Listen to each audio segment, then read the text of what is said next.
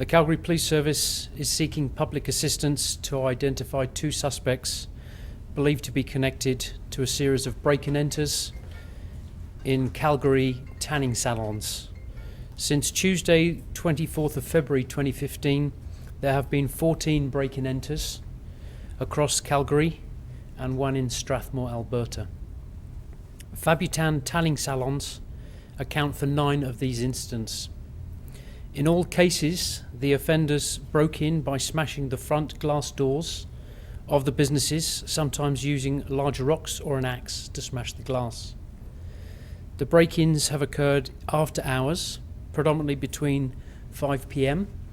and 4 o'clock in the morning. In all cases, the offenders have entered the businesses and removed large quantities of high-end tanning products and tanning lotions.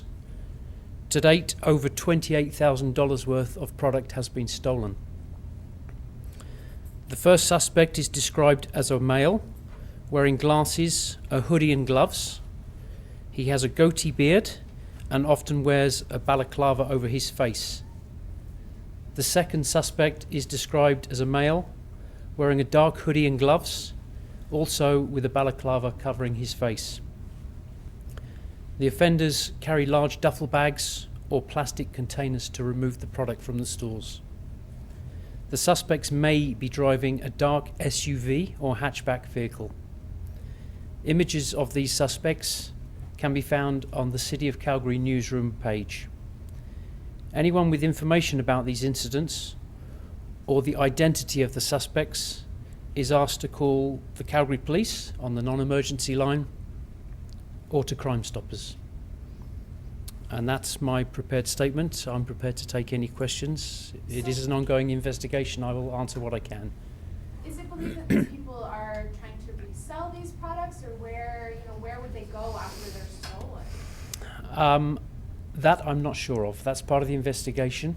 I doubt if this is being used for personal use. It appears it's going to be a marketable commodity, should I say, but I have no idea why it's been taken or who they're selling it on to, or whether exchanging it for other things. I'm not quite sure.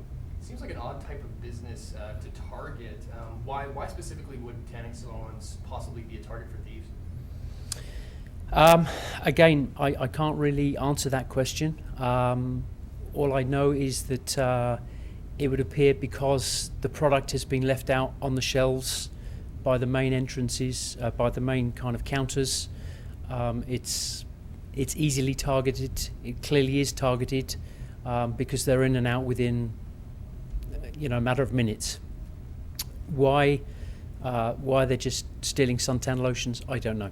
Well, could we say the same could be said about any salon? So is there like a high market in Calgary for tanning solutions? Not that I'm aware of. I'm working closely with the owners to see if they can give me some more ideas on this. The product it ranges in price, and the product is basically used exclusively at tanning salons. It's designed to protect and enhance your tanning whilst under a sunbed. So that's all I can say on that one, really. Have tanning salons been a popular target in the past? Not that I'm aware of, no. Well, what safety precautions should any owners or employees of tanning salons be on the lookout with these thieves? So again, I've given some advice to owners, and I'm going to ask them to speak to our crime prevention unit as well. But just off my experience from the last 21 years is remove the product from the shelves. If it's any way identifiable, if you can mark it, lock it up in a storage room. What we have to remember is tanning salons don't necessarily have a large storage area. So their product is kept on the shelves, on the display shelves at the front of the stores. So if they could afford to, and again it's a costly thing to do, is to put shutters on their windows, leave the lights on and remove all the product from the display cases. And that's again why we're asking for the public assistance, because these have been happening overnight. So if anybody sees any strange behavior or people, approaching these salons that appears out of place, then we're asking for the public not to get involved, but to phone us and let us do that job. And the testing place throughout the city or specific quadrants? Pardon me, sorry? Are they taking place in specific quadrants or just sort of random tanning salons? So, yeah, this has happened over a period of time. As I say, it started February the 24th. Initially, it was one-off around the city in different districts, and it wasn't until our analysts picked up on the fact that,